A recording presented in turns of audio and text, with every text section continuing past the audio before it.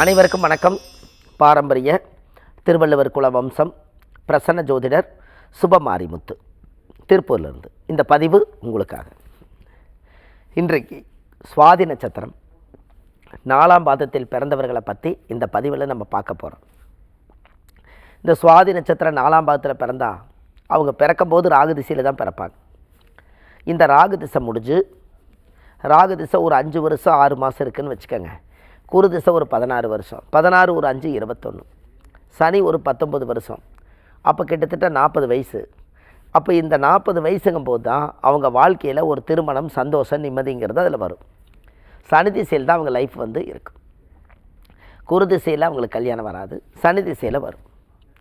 இப்போ இந்த சனி மகா திசையில் இந்த யோகங்கள் எல்லாம் ஜாதகத்தில் பலமாக உட்காந்துருக்கு. இந்த சனி மகா திசை 40 வயசுக்குள்ளே அவங்க எல்லாமே தேடி வைப்பாங்க. அவங்க எல்லாம் தேடி பொன்பொருள் எல்லாம் தேடி வைக்கிறது எல்லாமே இருக்கும். இந்த சுவாதி ஒன்று மட்டும் ஏமாற்றம் இல்லாமல் வாழ்ந்துட்டாலே பெரிய யோகம். ஏன்னா சுவாதி நட்சத்திரம் 4ஆம் பாதத்தில் பிறந்துக்கிறவங்க துலா ராசியில் பிறந்திருப்பாங்க. இந்த துலா ராசியில் பிறந்து இந்த துலாம்னா என்ன, நம்ம முன்னோர்களுடைய ஆசீர்வாதத்தில் வச்சு பார்த்தால் இந்த துலாம்ங்கிறது நம்மளுடைய வாழ்க்கையில் ஒரு மிகப்பெரிய அசுர வளர்ச்சி. என்றைக்கு இருந்தாலும் ஒரு நாள் அந்த சுவாதி நட்சத்திரம் 4ஆம் பாதம் வாழ்க்கையில் முன்னேறியே தீரும். ஏன்னா அவங்களுக்கு இந்த தேன் பூச்சி சுவாதினா தேன் பூச்சி, இது தேன் கூடு கட்டும். அது யாரோத்தர் அனுபவிச்சிருவாங்க, எடுத்துகிட்டு போயிடுவாங்க. இந்த சுவாதி தனியாக நிற்கும். அதனால் ஏமாற்றங்கள் அதிகமாக இருக்கிறதுனால தனக்காகவே வாழ்ந்துட்டு போயிட்டால் எந்த தப்பும் இல்லை. அப்போ ஜாதக ரீதியாகவே நம்மளுடைய குடும்ப பாரம்பரிய வம்சத்தில் எல்லா யோகம் நம்மளுக்கு நல்ல விதமாக நடக்கணும், தெய்வ அருள் சிந்தனைகள் இருக்கணும் அப்படின்னு நம்மளுக்கு தெரிஞ்சதுன்னா நம்ம முன்னோர்களுடைய ஆசீர்வாதம் கண்டிப்பாக அந்த சுவாதி 4ஆம் பாதத்துக்கு உண்டு. பாருங்கள், இவங்களுடைய ஜாதகத்தில் தெய்வ அனுகிரகங்கள் நிறையா இருக்கும். இவங்க கஷ்டப்படுறது கொஞ்சம் நஞ்சம் இருக்காது. அவங்கள கூப்பிட்டு உட்கார வச்சு, ஏங்க நீங்கள் ஏதாவது கஷ்டப்பட்டுக்கிறீங்களான்னு கேட்டால் அவங்க நிறைய சோகத்தை சொல்லுவாங்க. ஆனால் வெளியில் கேட்க மாட்டாங்க, வெளியில் சொல்ல மாட்டாங்க. ஆனால் உள்ளத்தில் அழுகிறது, வெளியே சிரிக்கிறது, இந்த மாதிரி தன வேதனையை தனக்குள்ளேயே மூடி வச்சு அப்படியே வாழ்ந்துக்கிட்டு இருப்பாங்க. அப்போ இதெல்லாம் தான் அவங்களுக்கு இந்த சுவாதி 4ஆம் பாதம் அந்த கடைக்கூறு வரும். ஏன்னா அந்த சுவாதி நடு நட்சத்திரமாக வரும். இது சித்திரை இந்த பக்கம் இருக்கும், விசாகம் இந்த பக்கம் இருக்குது. சென்ட்ரல் நடு நட்சத்திரமாக இருக்கிறனால 2 பக்கம் அது எல்லா பக்கமும் பிறந்த வீட்லேயும் புகுந்த வீட்லேயும் நெருக்கடி இருக்கும். இந்த நெருக்கடியிலேயே அவங்க வாழ்ந்துட்டுருப்பாங்க. ஆனால் அவங்கள பற்றி அவங்க கஷ்டத்தை யாரும் புரிஞ்சுக்க மாட்டாங்க. அதனால தான் துலாம்னா நான் நேர்மையாக இருக்கிறேன், அதுபோல் அவங்க நேர்மையாக இல்லை அப்படிங்கிறதுக்கு தான் சண்டையே வரும். பிரச்சனையே எங்கிறது உருவாகுன்னு கேட்டிங்கன்னா, நான் நேர்மையாக இருப்பேன், என்ன போலயே அவங்க இருந்தால் தானே அவர் எல்லாமே அவர் இஷ்டத்துக்கு செய்கிறாரு அப்படின்னு சொல்லித்தான் இதை திருத்துறதா அவங்க வேலை. இதில் தான் பிரச்சனை உருவாகி வரும். அப்போ இதெல்லாம் பாருங்களேன். அப்போ இந்த ஜாதகத்தில் நம்மளுடைய முன்னோர்களுடைய இந்த கர்ம வினைகளை எல்லாம் நம்ம அனுபவிச்சு தான் ஆகணுங்கிற விஷயம் இதுக்குள்ளே தானே புதைஞ்சிருக்குது. அப்போ அந்த ஜாதகத்தில் எவ்வளோ பெரிய பிரச்சனைகள் எல்லாம் மறைச்சி வாழ்ந்துட்டுருக்குறாங்க. அவங்களுக்கு சட்டச்சிக்கல் பிரச்சனை, மன உளைச்சல், நெருக்கடி, குழப்பம் ஏதோ ரூபத்தில் அவங்களுக்கு உள்ளே வந்துடும். ஒரு சொத்து பிரச்சனை இருக்கும், அது ஈஸியாக முடியாது. ஒரு வீடு கட்டி முடிக்கலான்னு நினைப்பாங்க, மன உளைச்சல் ஆயிரும். ஒரு வாகனம் வாங்கி நல்ல விதமாக போகலான்னு நினைப்பாங்க, அது வாகனத்தில் பிரச்சனை. செய்கிற தொழிலில் நிம்மதியாக செய்யலான்னு நினைப்பாங்க, அதில் அவ்வளவு பிரச்சனைகள் இருக்கும். இந்த சுவாதி 4ஆம் பாத கடைக்கூர் நட்சத்திரமாக இருக்கிறனால எதுலேயுமே அவங்க திருப்தி அடையவே மாட்டாங்க. ஏதாவது கொஞ்சம் நல்ல விதமாக ஒரு சிறப்பாக செஞ்சால் நல்லா இருக்குமேனு அவங்க நினச்சா தானே நம்ம லைஃப் நல்லாயிருக்கும். அதனால் அவங்க ஜாதகத்தில் பூர்வ ஜென்மத்தினுடைய அந்த புண்ணியம், யோகம் இது எல்லாம் வச்சு பார்த்தா அந்த ஜாதகத்துக்கு எல்லாமே பொருந்தி வரும். அப்போ அவங்களுடைய குடும்ப பாரம்பரிய வம்சத்தில் அவங்க எல்லா விஷயத்தையும் நல்லதே நடக்கணுங்கிறதுக்காகத்தான் இந்த தெய்வ அனுகூல நட்சத்திரம் தான். அவங்களுக்கு எப்போவுமே தெய்வத்தோட சப்போர்ட் அவங்களுக்கு எப்போவுமே இருக்குது. சுவாதி 4ஆம் பாதத்துக்கு தெய்வ அனுகூலம் எப்போதுமே இருக்கும். அவங்க மூதாதிகள் தாத்தா யாராவது ஒருத்தர் சாமி கூறி சொல்லுவாங்க. ஒரு கோயில் கட்டி கும்பாசம் பண்ணி வச்சுருப்பாங்க. பழுதடைஞ்ச கோயிலை, பாலடைஞ்ச கோயிலை எடுத்து நடத்துவாங்க. இசை, சங்கீதம், மேதை இது எல்லாமே கொஞ்சம் எடுத்து பண்ணுவாங்க. அந்த காலத்தில் பஜனை, ராமர் பஜனை படிக்கிறது, இந்த மாதிரி மகாபாரத ராமாயண புக்குகள் எல்லாம் அவங்க வீட்டில் இருக்கிறது, ஆன்மீக புத்தகங்கள் நிறையா இருக்கிறது, வீட்டில் எப்போவுமே சாமி பாட்டுகள், தெய்வ ஒளிகள் எல்லாம் கேட்குறது, இது எல்லாம் அந்த ஜாதகத்தில் இருக்குது.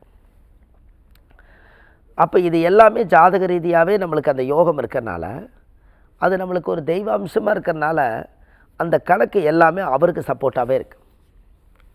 அப்போ குடும்பத்துக்குள்ளே எப்படி இருந்தாலும் அவங்க லைஃப்பில் வந்து முன்னேறணுங்கிற எண்ணம் வந்து ரொம்ப அதிகமாக இருக்குது. இது ஜாதக ரீதியாகவே உங்களுக்கு உண்டு. அப்போது அவங்களுடைய ஜாதகத்தில் தெய்வம், சிந்தனை, தானம், தர்மம், புண்ணியம் செய்யக்கூடிய குடும்பத்தில் தான் சுவாதி 4ஆம் பாதம் பிறக்கும். இவங்க அடிக்கடி ராமேஸ்வரம் போயிட்டு வரணும். ராமேஸ்வரத்தில் போய் வருஷத்துக்கு ஒருக்கா முன்னோர்களுக்கு திதி தர்ப்பணங்கள் கொடுத்துட்டு வந்தால் அந்த தோஷங்கள் எது இருந்தாலும் முன்னோர்கள் சாவு நீங்கிடும். அவங்க ஜாதகத்தில் வந்து அந்த ராமேஸ்வரம் அடிக்கடி போகணும். வருஷத்துக்கு ஒருக்கா அவங்க போய் முன்னோர்களுக்கு செய்ய வேண்டிய ஈமகாரியங்கள் எல்லாம் செய்து அதுக்குண்டான திதி தர்ப்பணமெல்லாம் கொடுத்து அந்த 22 கண தீர்த்தத்தில் குளித்து சாமியெல்லாம் கும்பிட்டு வந்தாங்கன்னா அவங்க வாழ்க்கை ரொம்ப நல்லாயிருக்கும். இதெல்லாம் தான் ஜாதக ரீதியாக நம்மளுக்கு கிடைச்ச ரகசியம். இப்போ குடும்பத்துக்குள்ளே தேவையான யோகங்கள், பாவங்கள் எது இருந்தாலும் சரியாயிடும்.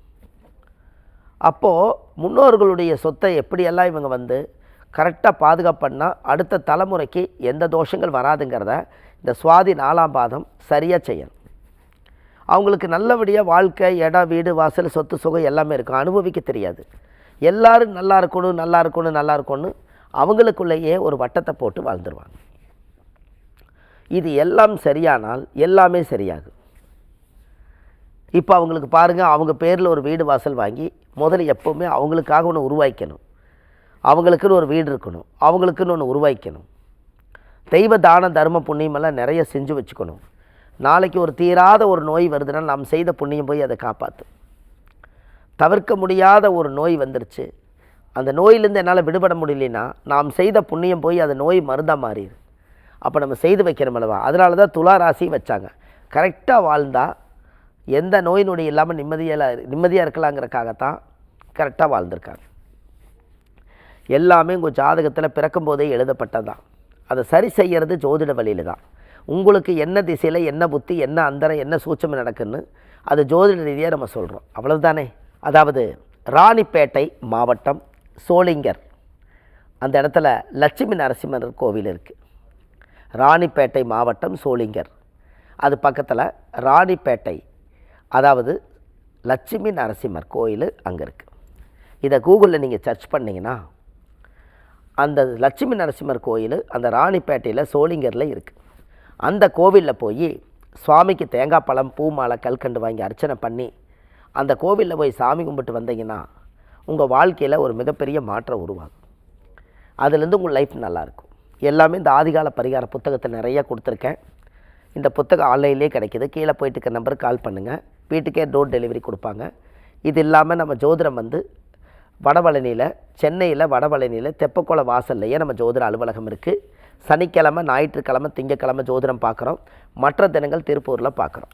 இதெல்லாம் வச்சு பார்க்கும்போது உங்கள் வாழ்க்கையில் எல்லாமே நல்லது நடக்கும். பாரம்பரிய திருவள்ளுவர் குல வம்சம், பிரசன்ன ஜோதிடர் சுபமாரிமுத்து. வாழ்வது ஒரு முறை, வாழ்த்தட்டும் தலைமுறை. நன்றி, வணக்கம்.